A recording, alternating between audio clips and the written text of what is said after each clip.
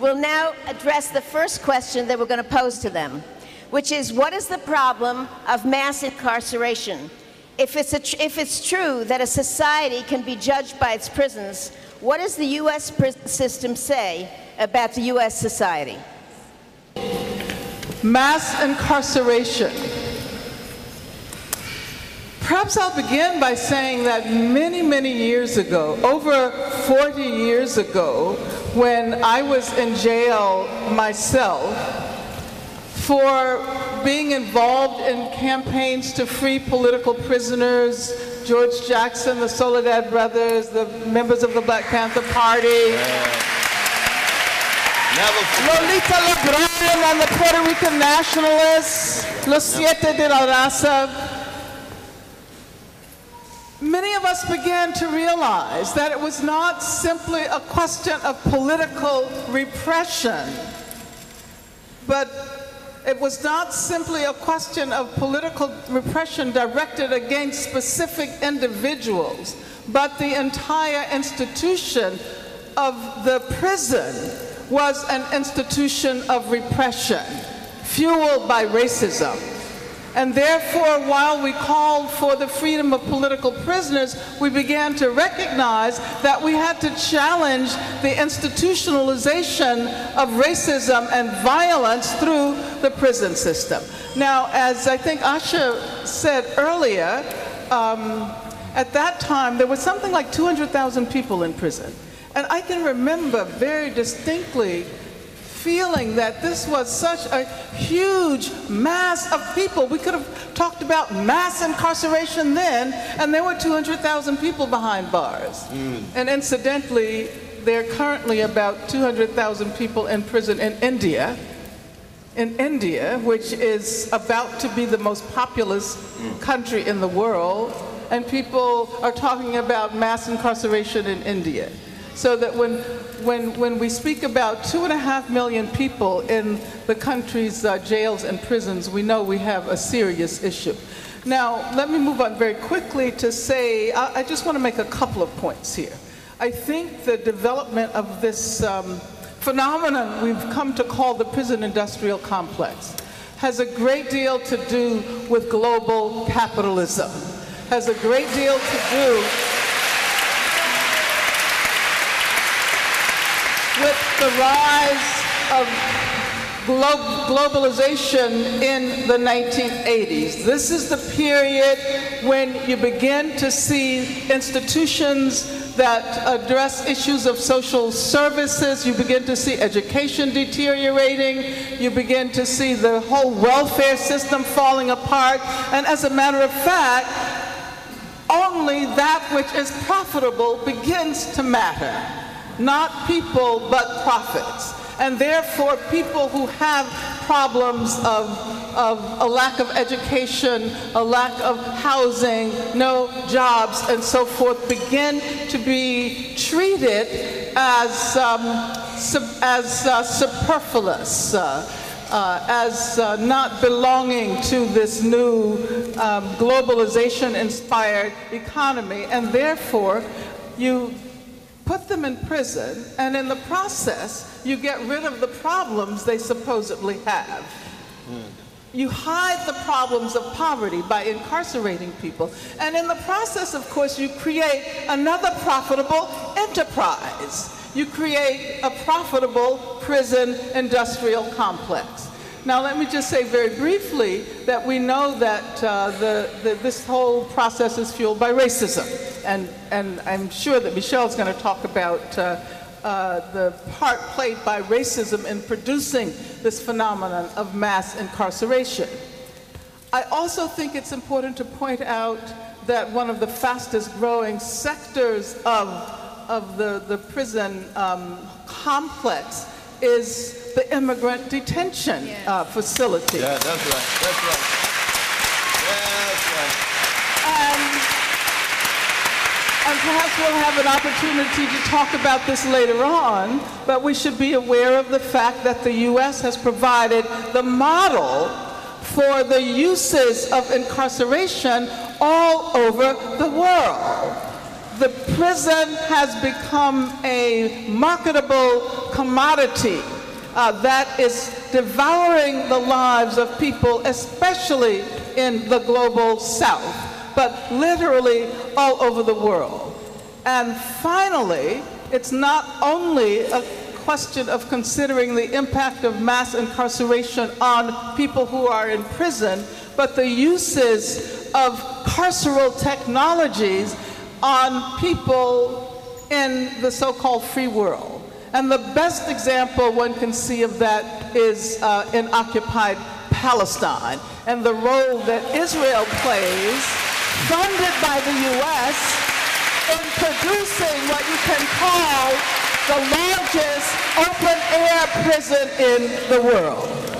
Thank you.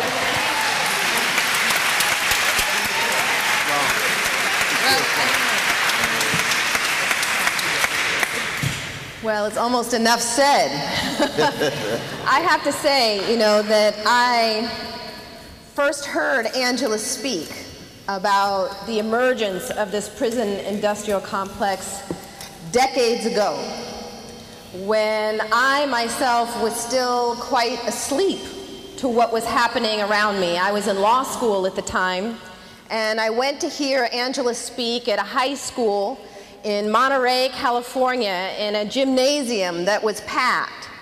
And at the time, I was aspiring to be a public defender, and I thought, as I was graduating from law school, that I knew quite a bit about the criminal justice system. I had interned in a public defender office, and I thought I knew what was going on. And I heard Angela speak about there being writing on the wall of what was to come, and that if we continue the rate of incarceration, that we could have millions of people behind bars. And I remember shaking my head and thinking, millions? I know the system is bad, but...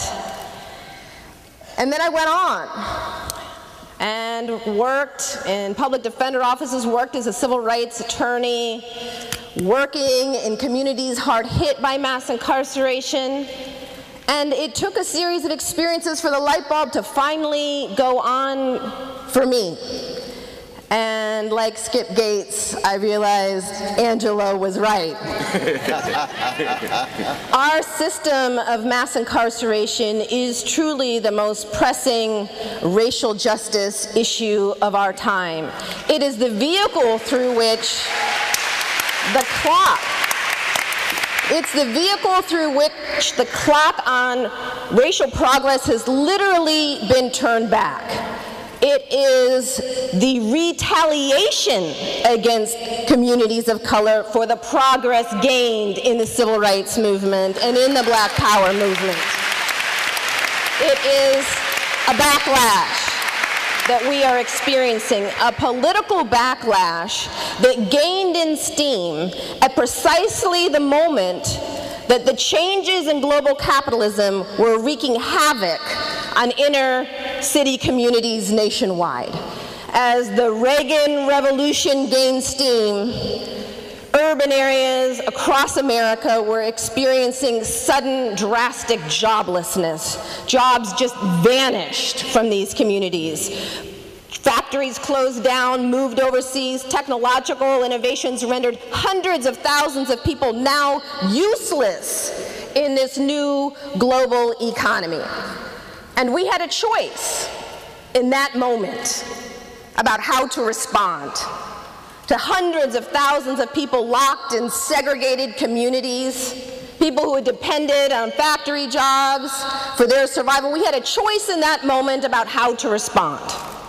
We could continue down the road that so many freedom fighters and racial justice advocates had been traveling, a road towards inclusion and justice. We could go down that road, or we could go down another road, a road more familiar when it comes to matters of race, the road of exclusion, punitiveness, oppression, and despair. And we chose the latter road. Mass incarceration is not only payback for the civil rights movement, but it reflects a fundamental choice that has been made about how we as a nation will define ourselves in this era of global capitalism. Who the winners and losers will be, how they will be defined, and how those at the bottom will be dealt with, and the message it will send to the rest of us. So when people ask me why I believe that mass incarceration is the most pressing racial justice issue of our time, I say there is no path to racial justice that includes this system of control. No path. So if we are going to work for racial justice, we must work to end mass incarceration. Now, what does that mean? In my view, that doesn't mean just closing prisons, although that is a big part of it, and we must begin with Attica. We also have to recognize that the system of mass incarceration isn't just about who's in jail or who's in prison, but it's about all those on the outside who are doing time on the outside, who are on probation and on parole, people who are saddled with felony records and must check the box for the rest of their lives. People who are denied housing, access to basic public benefits, denied access to education because they've been branded a felon, branded a criminal. It is this entire caste-like system that's been created that must be undone. Today, of the 7.5 million people who are under correctional control today, less than 2 million of those people are actually in prison. All the rest of them are on jail or probation or on parole, firmly within the grip of this system, but not physically behind prison walls. So when we talk about ending mass incarceration, I hope we commit ourselves to dismantling this entire caste-like system and build a movement on behalf of those who are doing time on the inside as well as those on the outside.